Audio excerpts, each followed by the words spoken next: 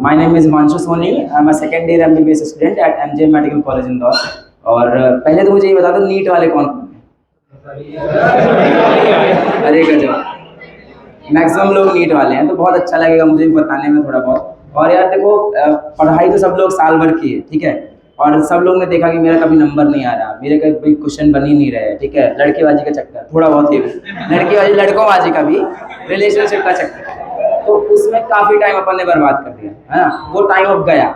अब ये नहीं सोचेंगे कि 2 महीने भाई अब तो छोड़ के चली गई, ये सब नहीं। तो अब क्या फोकस करना है कि कंसिस्टेंसी मेंटेन करके, ठीक है। देखो तुम्हें बहुत लोग बताएंगे बैकलॉग कर लो, वन शॉट देख लो, टेस्ट दे लो, है ना। ये सब तो सब बताते हैं, जो मेन की है ना वो है कंसिस्टेंसी। तुम अब कितना पढ़ते हो। देखो अगर दिन में तुम सोच रहे हो आज तो भाई, आज भैया ने बताया, हिमांशु भैया आए थे वहाँ पे, आज इन्होंने बताया आज तो मैं 15 घंटे पढ़ूंगा, अगले दिन जाके 6 घंटे पढ़ रहे हो, तो ये नहीं करना है। आप 13 घंटे ही पढ़ो, कोई जरूरत नहीं है 15 घंटे पढ़ने की, 12-13 घंटे पढ़ो। और यही अगर 2.5 महीने पढ़ लिया ना, तुमने इतिहास बदल दोगे। और बहुत लोग अभी स्टार्ट करते हैं, तो मैं ये बोलूँगा कि देखो स्टार्ट किया तो नहीं होगा सिलेक्शन, 2 महीने में नहीं होता है। पर जो पढ़ रहे हैं अभी से, जो पहले से पढ़ रहे हैं, वो 2.5 मंथ में इतना कर सकते हैं कि जिनका सिलेक्शन नहीं हो रहा है अब वो हो सकता है, जिनके नंबर नहीं आ रहे हैं उनकी अच्छी रैंक आ सकती है, और जिनके अच्छे नंबर आ रहे हैं वो टॉप मेडिकल कॉलेजेस में जा सकते हैं, एमजीएम नहीं और ऊपर। मैं खुद नहीं चाहता तुम लोग एमजीएम में आओ और अच्छे क्या मेडिकल कॉलेज में जाओ, ठीक है। क्योंकि देखो अगर आते हो तो कोई नो डाउट अच्छा कॉलेज है, बट मैं चाहता हूँ आप हमसे भी बेटर करो, जिससे हम भी आपको कभी देखें आप मोटिवेशन कैसे देते हो, है ना। क्योंकि अच्छा लगता है कि मैंने जिसको बताया वो मेरे से भी आज ऊपर पहुंच गए हैं। तो अब बात करते हैं थोड़ा स्ट्रेटजीज की, थोड़ी सी बात वो भी बता लेते हैं, वरना बताओगे कि मोटिवेशन देके चला गया, कुछ बोला नहीं, है ना। तो देखो सबसे पहली चीज़ है, कोई भी अभी साल भर पढ़े हो, बैकलॉग्स हो गए होंगे, उन बैकलॉग्स को उठाओ। अब देखो कि कौन कौन से टॉपिक नीट में सबसे ज़्यादा आते हैं, उनका एक लिस्ट, टू डू लिस्ट कहते हैं उसको, है ना, कि मतलब क्या करना है मुझे, उसका लिस्ट बना लो।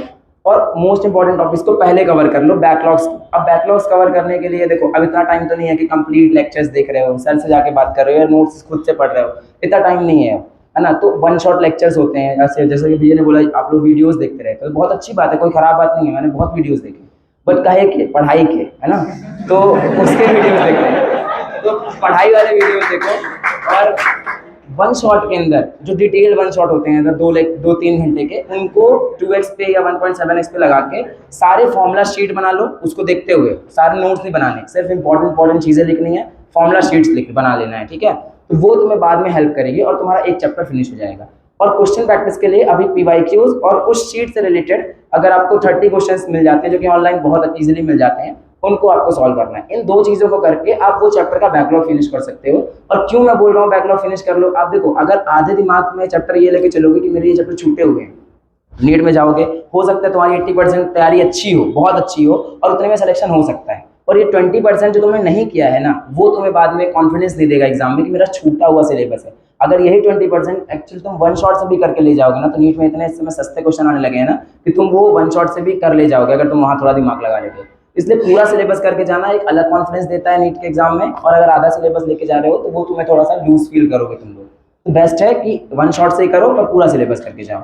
और रिवीजन के लिए यार जो भी तुमने लिखा है ना वो बेस्ट है। किसी भी टीचर के नहीं, ये टीचर भाई बहुत फेमस है, इनके ही नोट्स उठा लेता हूँ, प्रिंट करा के सॉल्व कर लेते हैं, या सर का कोई पीडीएफ है उससे ही पढ़ रहे हैं, नहीं। खुद के लिखे हुए नोट्स, चाहे आपने कम लिखा है चलता है, अगर खराब हैंड राइटिंग है, वही लोग डॉक्टर बनते हैं वैसे ना, खराब हैंड राइटिंग वाले, तो उनका भी खराब हैंड राइटिंग है, कोई दिक्कत नहीं है। अपने नोट्स होंगे ना, वो तुम्हें दिमाग क्लिक करेगा, जब तुम पेपर क्वेश्चन सॉल्व करोगे वहाँ पे क्लिक करेगा कि यार ये मेरे नोट्स में इस पेज में लिखा हुआ है, ठीक है। तो बेस्ट है कि अपने नोट्स से पढ़ो, किसी के नोट्स से पढ़ने की जरूरत नहीं है, दोस्त के भी नहीं। और दूसरी चीज़, अब देखो जितने भी चैप्टर तुमने पढ़े हैं, साल भर बहुत सारा पढ़ाई कर लिया यार, अब इतने सारे नोट्स हो गए हैं, है ना। अब मैं तुम्हें बोल दूँ 5 दिन में रिवाइज करके दिखाओ नीट का, मैंने किया था 5 दिन के अंदर 2 बार सिलेबस। कर सकते हो? अदा कर सकते हो। कैसे कर सकते हैं, देखो जितना भी पूरा सिलेबस है ना, हर एक चैप्टर का शॉर्ट नोट्स बनाना सीखो। शॉर्ट नोट्स कैसे, एक प्लेन पेज लो, ये मेरे मैं चाहता हूँ, मैं जानता हूँ कि अगर मेरा सिलेक्शन कहीं भी हुआ है, क्योंकि मेरे घर में काफ़ी डिफिकल्ट सिचुएशन थी, तो मेरा सिलेक्शन नहीं होना था इस साल, लेकिन हुआ है सिर्फ इसीलिए क्योंकि मैंने शॉर्ट नोट्स बनाए थे, भला दिमाग में आ गया था, सिलेक्शन होना था इसलिए दिमाग में आ गया, तो इसलिए मैं आपको बता देता हूँ। देखो प्लेन पेज खरीद लो A4 साइज, उनके 3 पार्ट्स में डिवाइड कर लो इन पेज को, और जो भी चैप्टर पढ़ा है ना उसका इंपॉर्टेंट पॉइंट वाइज सब कुछ लिखो। इंपॉर्टेंट चीज़ें बस, सारे फॉर्मूलाज लिख सकते हो, कोई अगर इंपॉर्टेंट टिप्स हैं उसको भी लिख लो, ठीक है। सर ने कोई ट्रिप्स बताई हैं, आप जहाँ से भी पढ़े हो, कोई टिक्स बताई हैं कि हाँ इसको ऐसे कर सकते हैं, डायरेक्ट फॉर्मूला दिया है, वो सब भी उसमें लिख लो। 3-4 पेज के अंदर एक एक चैप्टर खत्म हो जाएगा आपका। और ये आपको 5 दिन में पूरा रिवाइज कर सकते हो, सही बता रहा हूँ। देखो 4 पेजेस होते हैं, अगर आप इतनी नोट्स है फिजिक्स की, मेरे 156 पेजेस में पूरी फिजिक्स खत्म कर दी थी मैंने, है ना। तो कैसे करी थी, ऐसे शॉर्ट नोट्स बना के। भाई एक प्लेन पेज आगे है, एक प्लेन पीछे लिखा हुआ है, 3 पार्ट्स में डिवाइडेड है वो चीज़, तो बहुत कम कंसाइज हो जाता है आपका सिलेबस, और आपको समझ में नहीं आएगा कि मैं कैसे करूँगा। आपको बहुत कॉन्फिडेंस मिलेगा कि अगर लास्ट के 4 दिन भी अच्छे से रिवाइज कर लिया तो पूरा रिवाइज करके चला जाऊंगा एक बार, और वो तुम्हें पेपर में ज़्यादा याद रहेगा, क्योंकि सबको एक प्रॉब्लम होगी ना कि 2 दिन बाद भूल जाता है। सब बोलते हैं भैया पढ़ता तो हूँ, 2 दिन बाद भूल जाते, तो 2 दिन पहले ही पढ़ के चले जाओ ना सारा सिलेबस, समझे। तो वो ऐसे बनाना है सबको, शॉर्ट नोट्स सारे सब्जेक्ट के बना सकते हो। बायोलॉजी में ये कर लो कि एनसीईआरटी पढ़ो, जो भी भूल रहा है, क्योंकि अब बहुत बार पढ़ चुके होगे, 2-3 बार पढ़ चुके हैं एनसीईआरटी, अब जो भूल रहा है ना उसमें से उसको एक पेज में अलग से लिख के उस अपने जो भी एनसीईआरटी का चैप्टर है उसके सबसे फ्रंट पेज में लगा लो। तो अगर पूरा चैप्टर नहीं पढ़ना है तो फिर वो वाला पेज बस पढ़ के चले जाओगे, तुम्हारा सिलेक्शन हो जाएगा। ठीक है, इतना बोलूंगा, इतना कर लो, सिलेक्शन हो जाएगा भाई। और all the best everyone, thank you. मेरे नीट में 626 मार्क्स थे, और लिटरली मैंने 1 साल की तैयारी तो बोलता हूँ मैं सबसे, पर मैंने 7-8 महीने ही पढ़ा होगा, है ना। फर्स्ट अटेम्प्ट में मेरे 626 मार्क्स थे, और मुझे लगता है